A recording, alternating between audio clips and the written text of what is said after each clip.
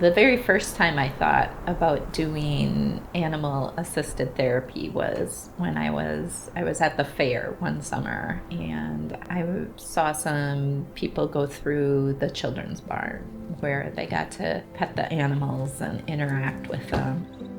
You could just see everybody's demeanor change. They were happier. It's always been one of the things I've wanted to do, is bring happiness to other people, and I really love working with animals. And so I thought it would be a good opportunity to kind of combine those two things that I really like.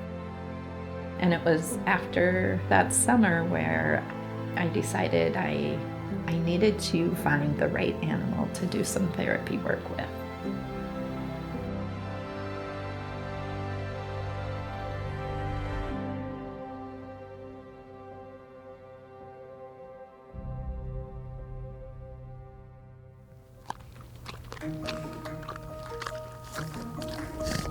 We got Munchkin in July of 2015. He was only 3 months old. He came with his mom. So he drove back with us in the minivan, him and his mom, from Columbus, Ohio to Minnesota here. I bought Munchkin's mom specifically to be a therapy horse. She was already registered in Columbus, Ohio, and had been doing a bunch of visits. And when she came to live with us, of course, she had little Munchkin with her. And I just knew from the beginning he was special. The one thing that you can't train a miniature horse to do is to connect with people. He was a natural at that. It wasn't anything he needed our help with. He just is super curious and always wants to go over and put a smile on their face. I just knew that he would make a good therapy horse, and so we ended up using him instead of his mom as a therapy horse. Animals have always been a big part of my life. We had horses, full-size horses that we rode when I was a kid, and my grandma had miniature horses, and I would help her show them. At one point, I think she had 25 miniature horses. Having the time, I was able to help take the horses to shows, and that was really a special time that I got to share with my grandma, and also just a special time to meet these special creatures.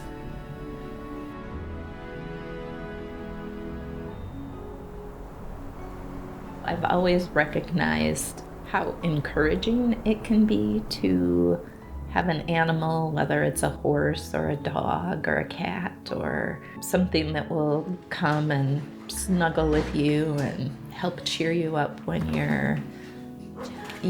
when you need it, when you're not feeling great. There's something about an animal that's a lot less complicated than having a conversation with a person. Obviously, people are important too, but having that connection with an animal who doesn't expect you to communicate with them the same way that a person does. They just want you to be there with them. And in return, they're there for you. And when we first got Munchkin, I realized what a special guy he was, and I really wanted to share him with other people and make other people happy. Munchkin has dwarfism, which is a genetic defect. It's a recessive gene, so both the mom and the dad have to carry it. Obviously, most of the time they don't know they're carrying it, and it means that the horse is going to be a little smaller and might have some other challenges. His legs aren't completely straight and his back isn't completely straight. He has a little bit of an underbite, so it's a little harder for him to eat. I do have a full-time job on top of taking care of Munchkin, and that can be hard to balance sometimes. I'm a special education teacher.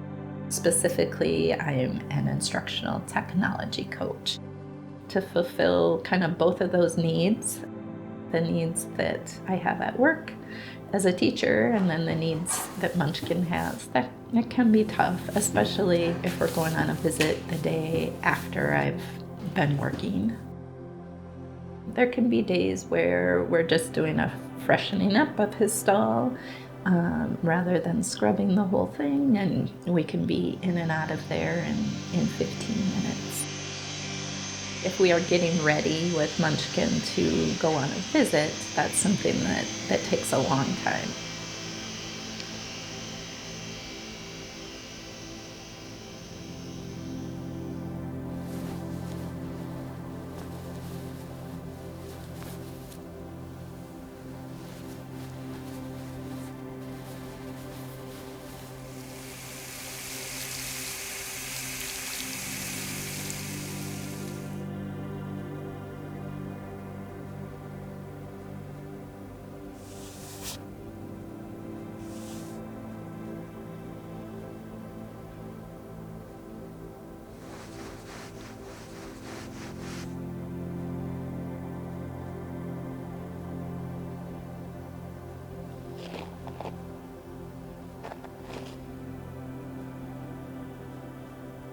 The other thing we have to do, especially for Munchkin, is see the farrier often.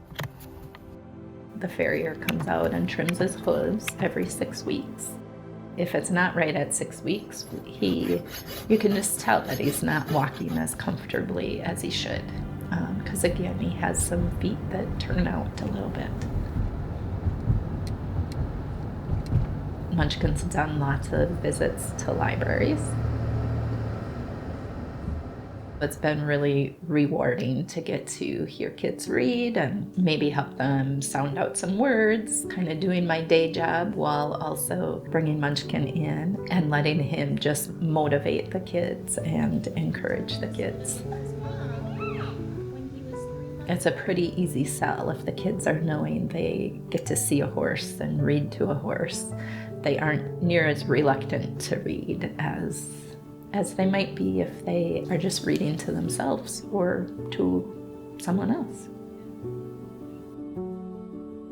There are lots of times he wants to leave the group who's happy and go out and seek that person who needs a little bit extra attention.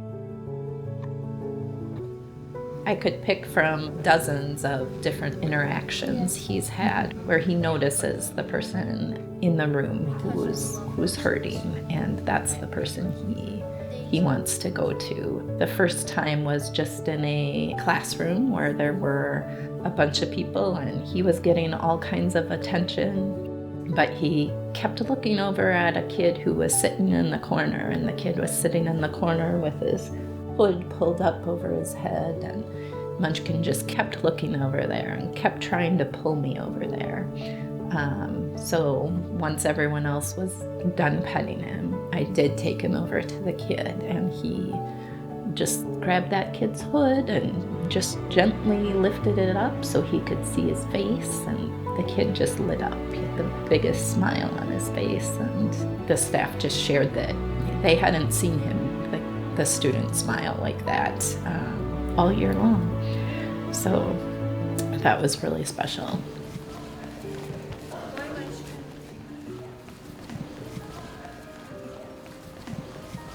My hope with Munchkin is just always that people will find some hope and joy in visiting with him. But I think he just proves too that you don't have to be perfect in order to make a big difference in the world. He's brought lots of smiles and lots of joy to people.